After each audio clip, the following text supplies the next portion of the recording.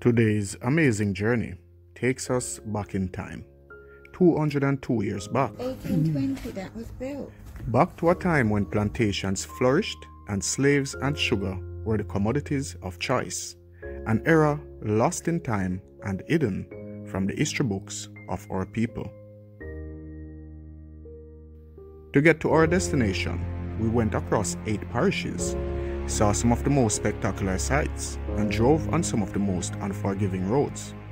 We got pulled over a few times by the police, got lost in Trelawney, but then I found something quite amazing.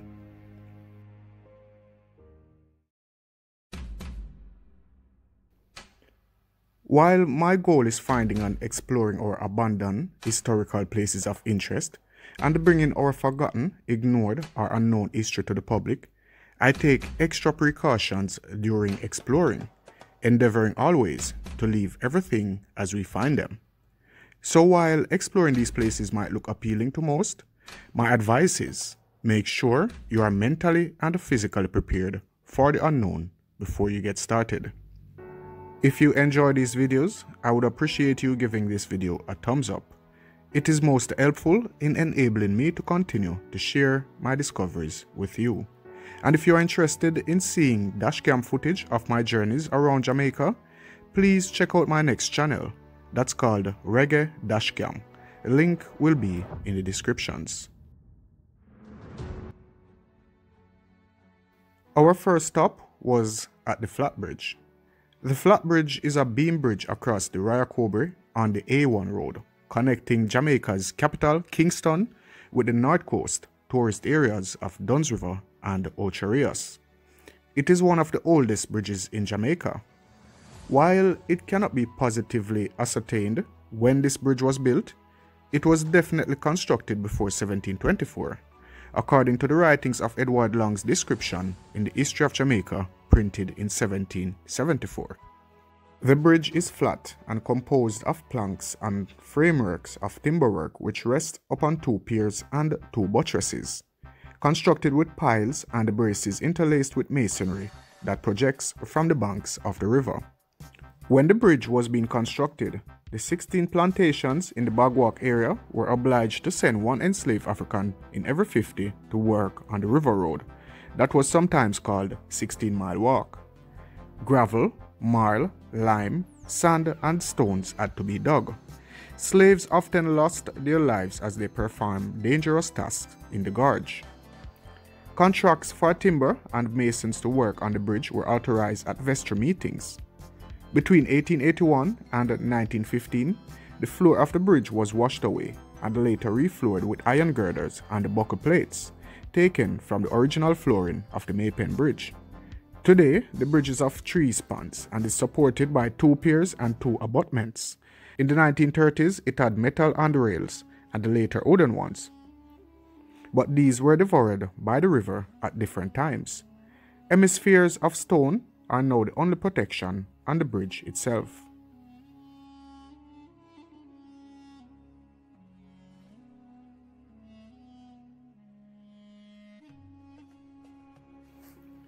The next town we arrived at was Euroton, St. Catherine. The history of Euroton is sketchy at most. What I could find out is that the town's name is most likely a compound of the surname Ewart and the suffix ton, meaning town. The town's economy prospered particularly from 1957, when Alcan established a bauxite plant nearby. The plant was later transferred to Windalco and was closed in early 2009 due to a fall in demand for aluminum as a result of global recession.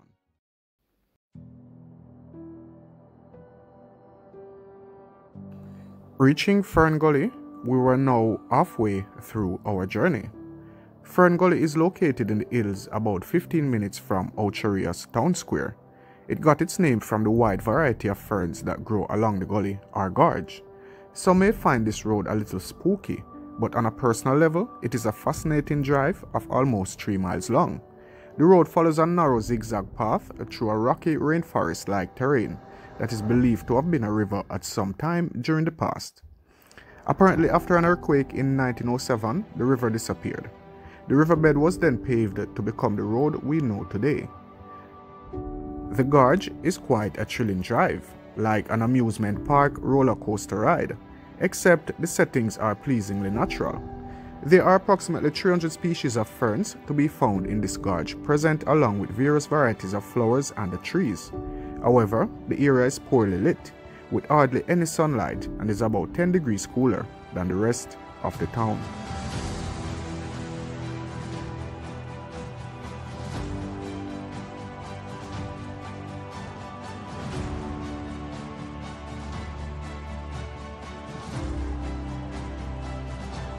Ocho Rios, Spanish for 8 Rivers, is a town in the parish of St. Anne, on the north coast of Jamaica. Just outside the city, travelers and residents can visit Columbus Park, where Columbus supposedly first came on land. There you can see maritime artifacts and the Spanish remains of colonial buildings. It was once a fishing village, but now caters to almost exclusively tourists. It is a port of call for cruise ships, cargo ships, and produce such as sugar, limestone, and in the past, bauxite was shipped. The town offers a selection of activities such as scuba diving and other water sports, as well as many hotels and accommodations for pleasure seekers. The name Ocho Rios is a misnomer because there is no such records of the area having 8 rivers. It is most likely a British corruption of the original Spanish name, Las Correras, meaning the waterfalls, a name given to the village because of the nearby Dunn's River Falls.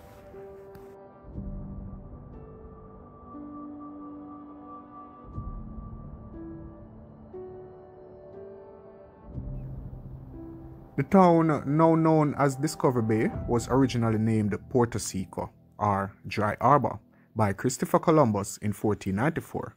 It was named as such because Columbus could not find a source of fresh water close to this natural harbor.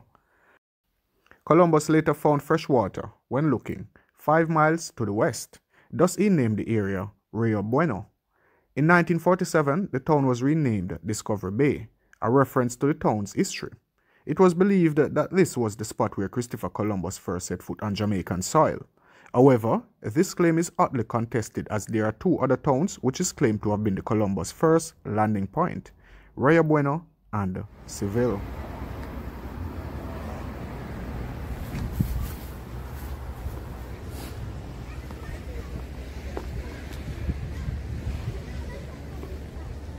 This was the fourth of the boat.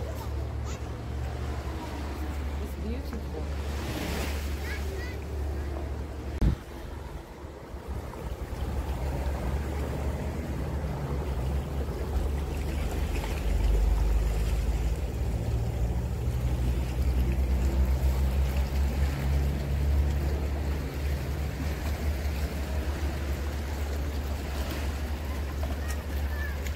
Yeah guys, so we're in Runaway Bay at the moment. Yeah, reach a Runaway Bay.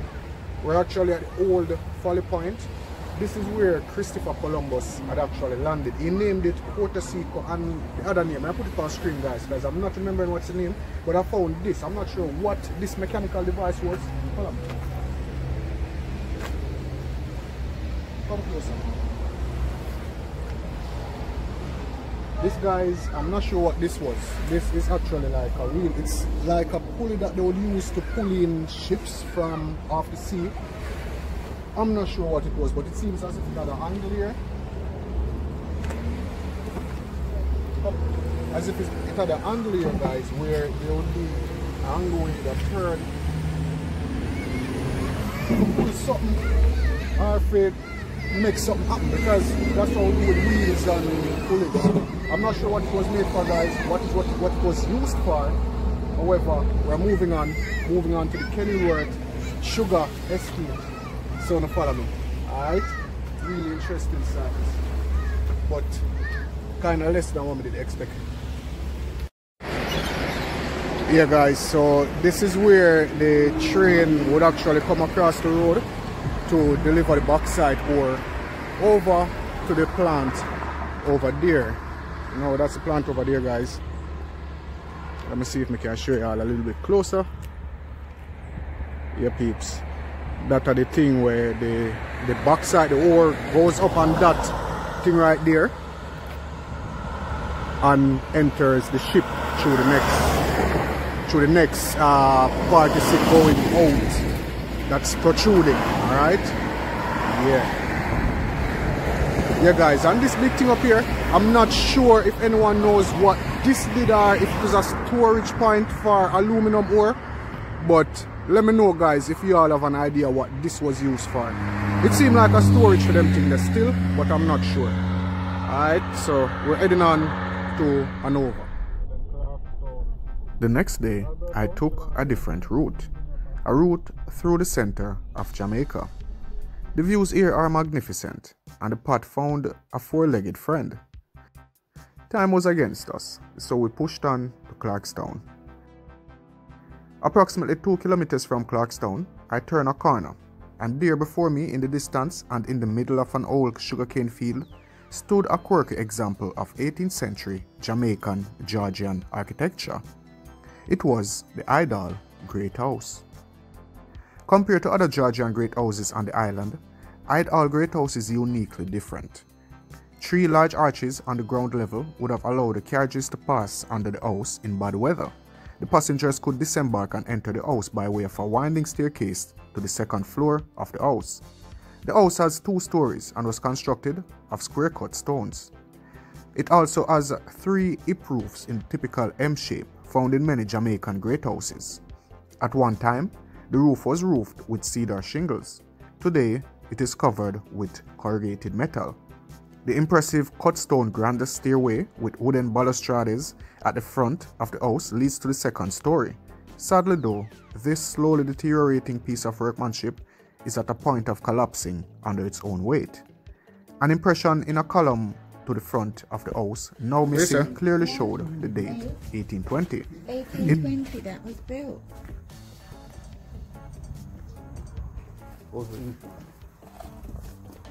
Somebody live up there? 1823. I want to plot the dead there, you know. Something to dip on it.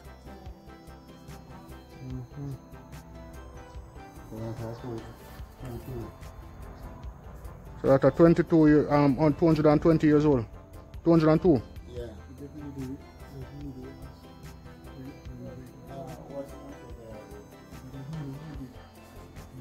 Blessings, Elder. What do you name? What your name? George. George. Yeah. Big up, George. What them call me Gaddafi. Gaddafi. Yeah. Alright. History this you living in, man. Yeah, man. You know that.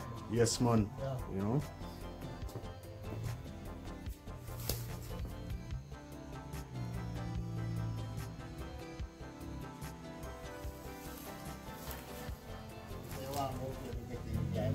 Yes, man.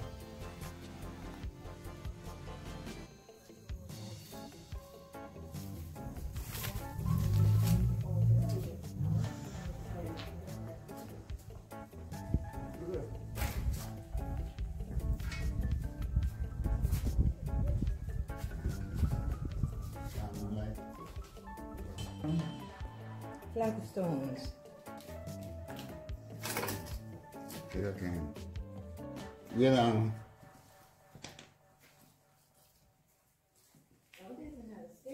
Mm-hmm. Yeah. Room that person might really be. Okay. Here's a staircase. Staircase firm? We're upstairs. Alright, I could tour upstairs first. Yeah, come.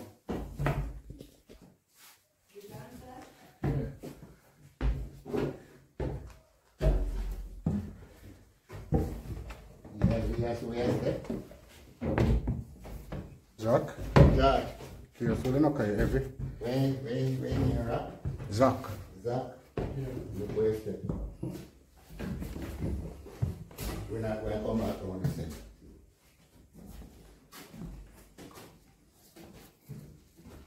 When we just come here, see? Mm-hmm. Then they have one cage, I see. On cage? One cage, bird cage. Oh. Yeah, but something with one bird in it. See what the next day? Yeah. Inside, there are stacks of wooden bunk beds for workers so them bed from bygone days of sugarcane harvesting and production. Oh. GPS signal lost. No, no. As to this a camp where you work as double bed. Which year the water used to work here? About 5 years ago.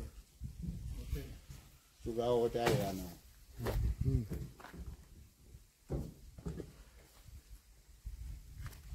During harvest time, the Great House was used as a dormitory for employees of Everglades Sugar Company. Oh, what's down there? Yeah. All about that then. Over the store just come from all of us. So around my Oh. Alright, I'll go back through.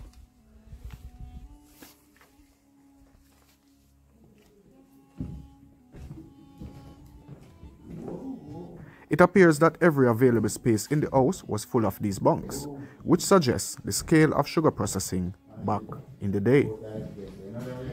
Okay, true. Yeah, man. Really interesting. We find a lot of great houses, but never find none with. So I'm gonna have a couple months, yeah.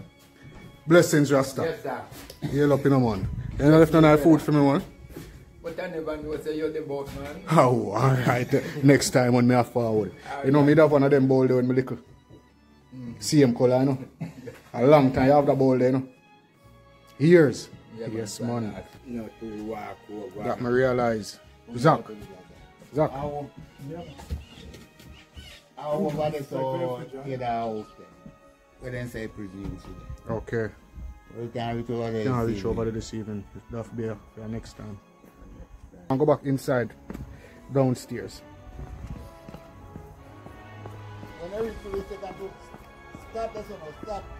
Look one, the last step, look behind you now. It's sliding. Where I step on and slide up. Oh, just. One now. Where I do know. One now.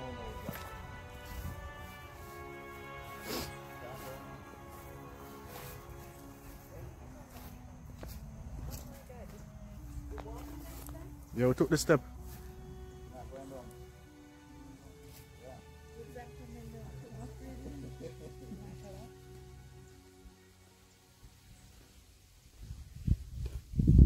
The Hyde plantation origin is a merger of two families, the Hydes and the Halls. William Hall arrived in Jamaica in 1687 as secretary to Christopher Monk, the Duke of Albemarle, who was the new governor of Jamaica. Before becoming secretary to Christopher Monk, William was the British consul in Balboa in Spain. William Hall had one son, James, and when William died in 1699, his son married Elizabeth Crossley. Elizabeth's sister was married to Edmund Hyde, the Chief Justice of Jamaica, hence the name Hyde Hall. The estate that Hyde Hall Great House occupies was first owned by James Hall. The family also owned Hall's Delight in St. Andrew, which are the only known silver mine in Jamaica. At some point, the plantation was passed on to George Clark, 1676 to 1760. He was a relative of the Halls. He moved to New York for a short time, and upon returning to England, he moved up the social ladder by marrying Anne Hyde, heiress of Hyde Hall in Cheshire, England. She was related to the Earls of Clarendon and to Anne Hyde, wife of King James of England, and mother of Queen Mary and Queen Anne. Not only did George marry well, but he managed to get himself appointed Royal Lieutenant Governor of New York. He also amassed several thousand acres of upstate New York, thrown in for good measures. He named his estate in New York Hyde Hall after the English estate of his wife and of one of his Jamaican estates in the same manner. Lieutenant Governor Clark's eldest son, George Hyde Clark, eloped with a neighboring squire's daughter, deserting his first wife, which resulted in him being disinherited. Lieutenant Governor Clark's younger son Edward died before his father, so his inheritance went to Edward, his nephew, the son of his brother, who was also named Edward. So Edward the Younger inherited Swanswick from his father and Hyde Hall from his great-uncle, Lieutenant Governor Clark, in 1777. I think I have this whole mess figured out. Nonetheless, I stand corrected. Gables? In any event No. though, that is how Hyde Hall got its name. Oh, this is a gable. We call it a arch. we call it a arch. One and one this one. And 5 more there. Oh, 5 more. Okay. Okay.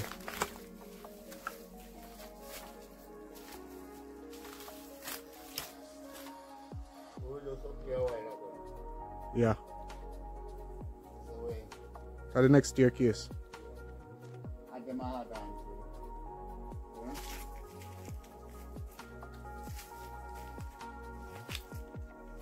Interesting.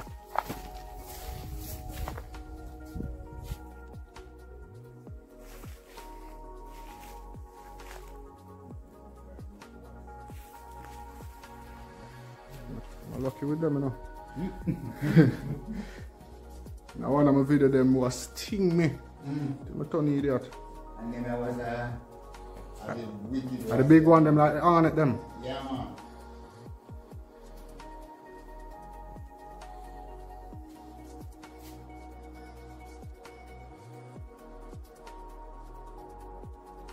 In 1779, the estate was back in the possession of the Halls by inheritance, in the person of William James Hall, 1725 to 1779, and was later inherited by his younger brother, Crossley Hall, in 1728 to 1790. By 1788, Crossley Hall was deeply in debt, and the 2,000-acre estate was sold to Henry Shirley, a fellow sugar planter who owned the Spring Garden estate in Portland Parish. Hyde was the principal residence of the Shirley family until 1914. It was during the ownership of the Shirleys that the Great House was constructed in 1820. This was possibly one of the last great houses constructed in Jamaica. In 1790, a sugar refiner by the name of Millet came to Jamaica from Santo Domingo, later called Haiti. He introduced the use of limes and the lemons to produce white sugar. So white sugar was most probably first produced at Hyde Hall. Measurement. Mm-hmm. You know them way you know. You know them way there? Sure. Just like it. This really deep.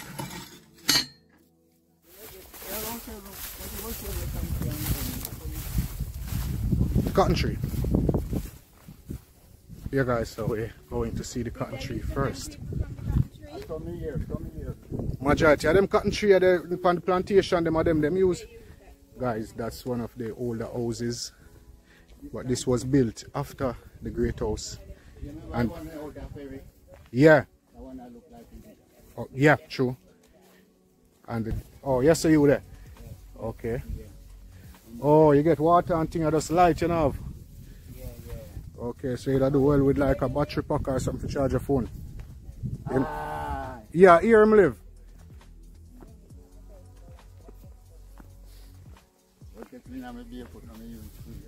Oh, you see a barefoot, yeah, I realize that.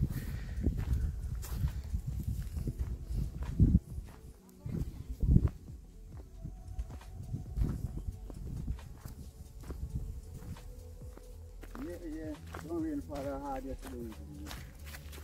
Yeah, that I realized the rain that for. One rasta. Man down. Yeah guys, so this is the cotton tree, and this cotton tree is said to have been used to hang unruly slaves. You know, we haven't verified that as yet, but sooner or later I will be able to give you all the information. Bad dog over there, so family.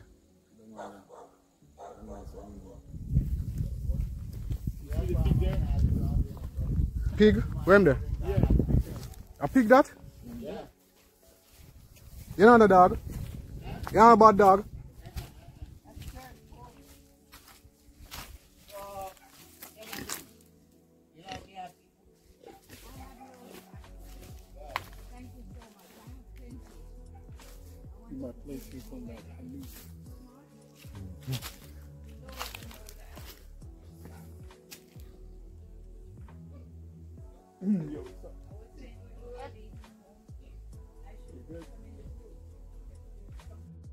The sugar factory?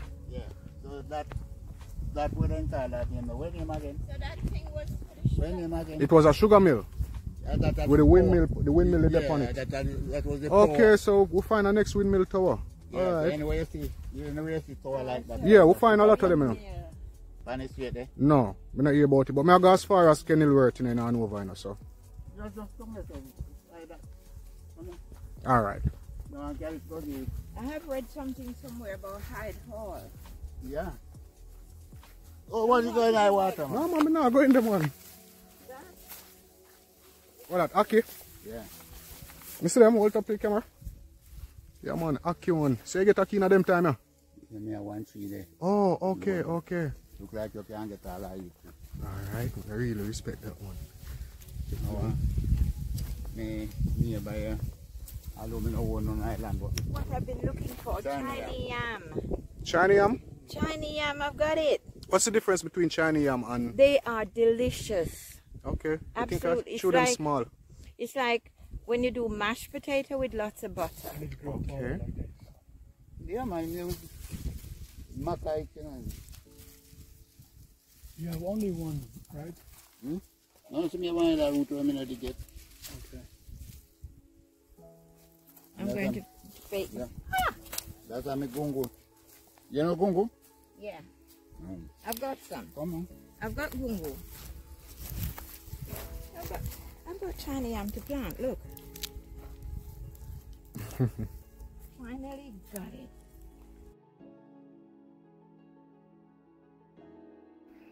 Nearby in front of the house are remnants of the wind-powered sugar mill, still standing in thick grass.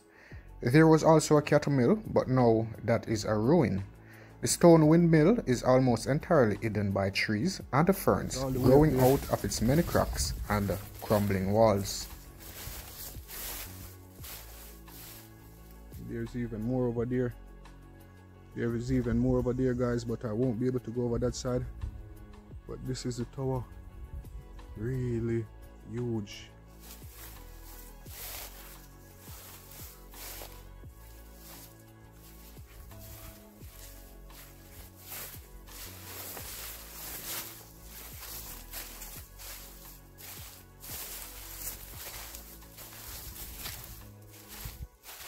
Yeah, so we can't go in our windmill.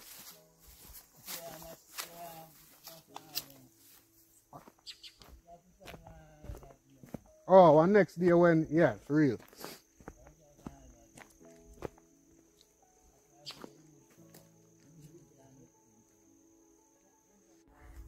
Are you liking this trip? I'm enjoying it. And everywhere I go, I'm falling in love with the place. Now, I was in love with Portland. Yeah. Now I'm wildly head over heels in love with Trelawney. I love the weather. It's cool. What about this house? Oh, God. Give it to me. I'd restore it single-handedly by myself. Wow. I'm good at things like that. Okay. The Hyde Great House and the plantation is now owned by the Long Pond Sugar Estate. If you enjoyed this video or learned something, please let me know in the comment section down below.